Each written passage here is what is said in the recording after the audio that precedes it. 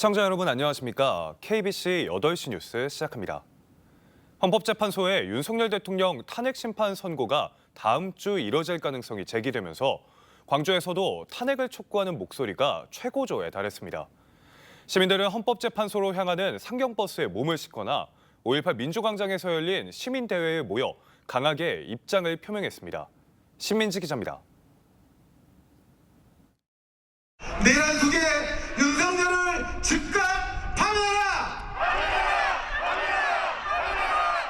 광주의 상징적 공간인 5.18 민주광장에서 윤석열 대통령의 탄핵을 촉구하는 시민대회가 열렸습니다. 탄핵 심판 선고가 임박한 만큼 광주 지역 180여 개 시민단체 회원들과 시민들이 한데 모인 이번 집회의 열기는 그 어느 때보다도 뜨거웠습니다. 시민들은 탄핵이 반드시 가결되어야 한다며 강하게 목소리를 높였고 현재 상황에 대한 우려도 전했습니다. 헌재가 제대로 된 판결을 내려줬으면 좋겠습니다. 계속 나오고 있었다가 이번에 이제 구속 취소가 되면서 이렇게 방심하면 안 되겠다 이런 생각이 들어서 다시 또 나오게 됐습니다. 시민들은 헌정 질서를 파괴한 대통령을 강력히 규탄한다며 헌재가 탄핵안을 기각해서는 안 된다고 촉구했습니다. 앞서 오전 광주시청 앞에서는 탄핵 촉구 집회에 참여하기 위해 서울로 향하는 상경버스가 출발했습니다. 버스 47대에 나눠 탄 1,400여 명의 시민들은 서울에서 열리는 범시민 대행진에 힘을 보태기 위해 먼 길을 떠났습니다. 윤석열 꼭 파면해야 된다는 마음으로 가고 있습니다. 세상이 좀 시끌시끌한데요. 파면은 당연한 거라고 생각하고 그런 마음이 전국에서 모일 거니까 뜨거운 마음 확인하러 갑니다. 헌재의 최종 결정이 임박한 가운데 광주를 포함한 전국 각지에서 탄핵 촉구 집회가 계속 이어지며 전국의 긴장감이 더욱 고조되고 있습니다. KBC 신민지입니다. 영암의 한우 농장 3곳에서 추가로 구제역이 발생해 전남도가 긴급 백신 접종에 나서는 등 차단 방역을 펴고 있습니다. 그제 첫 발생에 이어 이틀 만에 3곳이 늘면서 방역망이 뚫린 것 아니냐는 우려가 나오고 있는데요. 전남에서는 첫 구제역이 발생했고 발생 농가가 늘면서 큰 피해가 우려되고 있습니다. 정지용 기자의 보도입니다. 영암의 한우 농장 3곳에서 구제역이 추가로 발생했습니다. 첫 발생 농장의 인근 한우 농장을 대상으로 구제역 점검 과정에서 확인됐습니다. 이에 따라 구제역 발생 농장은 모두 4곳으로 늘었습니다. 이들 농장은 그제 1차 발생 농장으로부터 1에서 3km 이내에 위치해 있습니다. 첫 발생 농가의 한우는 모두 살처분했지만 추가 발생 농장은 감염이 확인된 27마리만 선별적으로 살처분했습니다. 전남도는 구제역 확산을 막기 위해 백신 접종에 주력하고 있습니다. 구제역이 발생한 영암을 비롯해 전 시군은 14일부터 구제역 백신 접종을 시작했습니다. 첫 발생 농장의 3km 내 방역지역은 오늘까지 접종을 완료할 예정입니다. 또 영암군과 인접한 7개 시군은 부족한 백신 47만 마리분을 농림부로부터 전달받았습니다. 지난 2023년 충북에서 구제역이 발생했을 당시 초기 9일간 11건이 집중적으로 발생했지만 백신 접종 후 안정을 되찾았습니다. 전남도는 긴급 방역 대책 점검 회의를 열어 대처 매뉴얼을 잘 숙지해 관리하는 등 비상한 각오로 대응하라고 지시했습니다. 이어 축산 차량과 외부인의 출입 통제, 축산인간 모임 금지 등 방역 원칙을 지켜달라고 당부했습니다.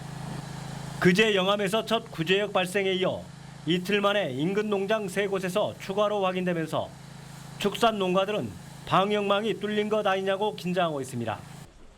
구제역은 2000년부터 2023년까지 13개 시도에서 435건이 발생했고 전남에서 발생한 것은 이번이 처음입니다. KBC 정주영입니다. 광주에서 승합차가 1톤 트럭을 들이받은 뒤 상가로 돌진해 4명이 다쳤습니다. 오늘 오전 11시쯤 광주시 북동의 한 도로에서 승합차가 중앙선을 넘어 1톤 트럭을 들이받고 상가로 돌진해 70대 승합차 운전자와 20대 행인, 트럭 탑승자 2명 등 모두 4명이 다쳤습니다. 승합차가 돌진한 상가 내부에는 사람이 없어 추가 인명피해는 발생하지 않았습니다. 경찰은 정확한 사고 경위를 조사할 계획입니다. 오늘 아침 광주 용봉동의 한 아파트에서 16층에서 불이 났습니다. 오전 7시 40분쯤 아파트 16층에서 발생한 화재는 20여 분 만에 꺼졌지만 주민 6명이 유독가스를 마셔 인근 병원으로 이송돼 치료를 받았습니다. 소방당국은 정확한 화재 원인을 조사 중에 있습니다. 봄에 피는 동백을 춘백이라고 하는데요. 춘백 군락지로 알려진 강진 백년사의 동백숲이 다산 초당과 함께 자연유산 명승지로 지정되면서 남도경관 1번지로 부상하고 있습니다. 완연한 봄 기운 속에 꽃망울을 터뜨리고 있는 백년사의 동백숲길을 고익수 기자가 다녀왔습니다. 강진군 만덕산 자락에 단아하게 자리 잡은 백년사. 강진만이 내려다 보이는 52,000제곱미터의 숲길에 7m가 넘는 1,500여 그루의 동백이 군락을 이루고 있습니다. 백년사에서 다산 초당으로 이어지는 1.5km의 오솔길엔 3, 4월에 만기하는 춘백이 꽃망울을 터뜨리기 시작했습니다. 따사로운 봄 햇살에 붉은 빛깔을 드러내기 시작한 동백꽃은 아이 어른 할 것 없이 친근함과 정겨움으로 다가옵니다. 동백꽃이 예쁘고 귀여워요. 만개는 아니어도 아주 작은 게 아주 야리야리하니 애기처럼 깐난 애기처럼 나름 괜찮았어요.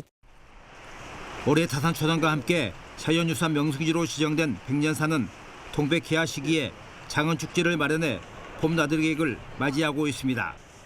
동백꽃은 나무에 달려 있는 것도 좋지만 밑에 떨어져 있는 동백꽃도 아름답기 때문에요. 다음 주하고 그 다음 주까지 오시면은 이렇게 동백꽃이 장관을 이루는 것을 볼 수 있을 것입니다. 정약용 선생이 10년간의 강진 유배 시절 희락의 정신을 꽃피운 백년사의 봄 동백숲. 다산의 발자취를 따라 피어난 춘백은 다음 달 중순까지 감상할 수 있을 것으로 보입니다. KBC 고익수입니다. 기아 타이거즈가 올 시즌 개막을 일주일 앞두고 열린 광주 첫 시범 경기에서 삼성에 5대1로 승리했습니다. 기아는 광주 기아 챔피언스 필드에서 열린 삼성 라이온즈와의 시범 경기에서 김도영, 이우성의 활약과 선발 김도연의 호투, 최지민, 전상현, 곽도규, 정혜영으로 이어지는 철벽 불펜에 힘입어 5대1로 이겼습니다. 오늘 홈에서 열린 첫 시범 경기에는 15,000여 명의 많은 야구 팬들이 찾아 뜨거운 열기를 실감하게 했습니다. 기아는 오늘 18일까지 시범 경기를 치른 뒤 오는 22일 NC 다이노스를 상대로 홈 개막전에 나섭니다. 광주 전남 지역은 내일도 비 또는 눈이 내리며 기온이 뚝 떨어지겠고 바람이 강하게 불어 춥겠습니다. 광주 지방기상청은 내일 아침 기온이 오늘보다 3도가량 낮은 2도에서 6도, 낮 기온은 3도에서 4도가량 낮은 6도에서 11도 분포를 나타낼 것으로 전망했습니다. 내일 광주와 전남에는 비가 내리겠고 일부 산간 지역에는 눈이 오겠습니다. 예상 강수량은 5mm 안팎이며 예상 적설량은 전남 동부 내륙에 1에서 5cm입니다. 바다의 물결은 전 해상에서 1.5에서 3.5m로 높게 일겠습니다. 재단법인 지원장학회가 고등학생과 대학생 61명에게 9천만 원의 장학금을 지급했습니다. 지원장학회는 학생들의 미래를 향한 여정에 한 걸음 더 나아가는 기회가 되길 바란다며 고등학생 32명에게는 100만 원, 대학생 29명에게는 200만 원의 장학금을 전달했습니다. 남도건설 고 이웅평 회장이 1993년 설립한 지원장학회는 1990여 명의 학생들에게 24억 원의 장학금을 지급했습니다. 대한민국 난애호가들의 축제가 화순에서 개최돼 높은 관심을 끌었습니다. 오늘부터 내일까지 화순 한의훈 문화스포츠센터에서 열리는 제6회 2025 화순 난 명품 박람회에서는 한국 출란 천여 점이 선보였으며 명품 난을 직접 구매하거나 정보를 교환하는 장으로 운영됐습니다. 전남 농협이 본격적인 영농철을 앞두고 농기계 순회 수리 봉사에 나섰습니다.